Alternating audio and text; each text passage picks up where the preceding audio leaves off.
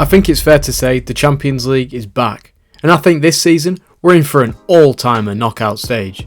After the first round of semi-finals the other day, it's really hyped everyone up for this season's Champions League. So, let's recap on what's happened in the first leg of the quarter-finals. Let's start with the most exciting game. Barca, PSG. Coming into the game, they had both played each other 12 times previously, and both teams had won 4 each and drawn 4. Two very evenly matched teams where we saw Rafinha score his first and second Champions League goal. Despite Dembele having a great game, hitting the post and scoring a goal, but it wasn't enough to keep Barca out, as in classic Barcelona style, they came back from 2-1 down, with a magic assist from Pedri. That game really showed us what the Champions League is about. With the game being very level in terms of stats, it just leaves us more excited about the second fixture at the Camp Nou. And as we know, anything can happen there. Last time PSG played at Camp Nou in the Champions League, they won 4-1 to knock Barca out. But let's not forget when Barca came back from 4-0 down on aggregate to then win 6-1 in the reverse fixture. I'm personally extremely excited for the next game with Barca and PSG. It could go either way. With both the teams not exactly being favourites in the Champions League, I think now after that performance, they're in for a bit of a shout. Now, let's move on to Arsenal versus Bayern Munich. And let's get this out of the way. Do you think the challenge with Saka should have been a penalty? Personally, I don't. But let me know your thoughts in the comments. Also, let me know what you think about the handball situation. I think it should have been a penalty, and it should have been picked up by the officials straight away. There was lots of rivalry in this game before it even kicked off, with Thomas Tuchel being ex-Chelsea boss, Kane being ex-Tottenham. There was a lot of bad blood. Even Serge Gnabry was ex-Arsenal, as they signed him when he was 16. But oh my days, did this game turn out to be good viewing. Straight from the off, this was a brilliant game, and with Ben White missing a sitter, it could have been 2-0 within the first 15 minutes. However, Bayern showed what they're made of, and for the rest of the game, by pulling 2 goals back, it just really showed Bayern's quality. They have such a great team. I think Arsenal are really going to struggle when going to Germany in the reverse fixture. In fact, Arsenal have never even won in the Champions League away at Bayern Munich. The next game is going to be very interesting, especially as Arsenal need to juggle the title race at the same time. However, the same can't be said for Bayern, as they're completely out of their title race. There's only one thing on Bayern Munich's mind, and that is the Champions League title. Now, let's move on to the City-Real Madrid game.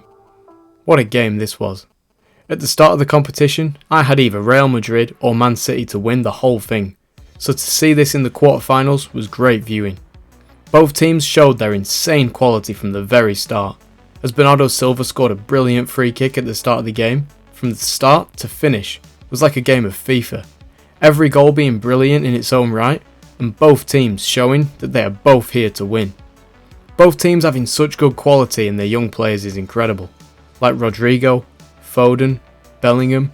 There are so many, but Foden definitely proved this game why he's England's best youngster, because Jesus, what a finish from him. But it was Valverde that scored the equaliser.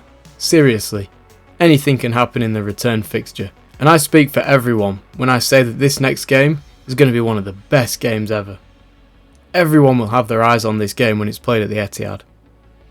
Now, let's talk about the Dortmund and Athletico game. These two are both dark horses in the competition. However, it was Athletico that impressed me the most. They had some real quality in the team, and to be honest, that game could have been 4 or 5-1, not 2-1. They had so many chances, their link-up play was great, and I think if they can continue to play the way they did against Dortmund, they could actually make it to the final. There are definitely dark horses, and I think teams should not underestimate Athletico in the Champions League. I think if you're Arsenal, Man City or Real Madrid or even Bayern Munich, you'd be quite nervous if you found out that you'd pulled Athletico in the next round. As it just takes a slip up from the team they draw in the semi-finals, this is the magic of the Champions League and anything can happen. And yet again, it proves why this is one of the best competitions in the world. Now, you've heard the summary of all the games, but here are my predictions for the next games. I think Barca's quality in players like Pedri and Yamal will show at the Camp Nou, and I think they'll definitely knock PSG out. I think PSG just lack fundamental players. After losing Messi and Neymar, they've not got much going forward, or even in the midfield. I don't even know half the players that play for them anymore. When Arsenal make the journey to Germany, I think it's only going one way. I think Bayern will win. We all know Arsenal's Champions League luck, and they are not at home. Arsenal have many other things to worry about in the league. As to be honest, I think Arteta would prioritise winning the Premier League over the Champions League. It just seems like a bigger feat for them to do that. Now, it's very hard for any team to go to the Etihad and get a result, but if there's one team in the world that could do it, I think it's Real Madrid. This game is a 50-50, and anyone can win it. Now, Dortmund Athletico. I think this is only going to go one way, and that's with Athletico going through. Dortmund were too leaky and made too many mistakes. I think Athletico will actually win this game quite comfortably. Now, this set of quarterfinals has really shown us why the Champions League is so great, and why everyone loves it.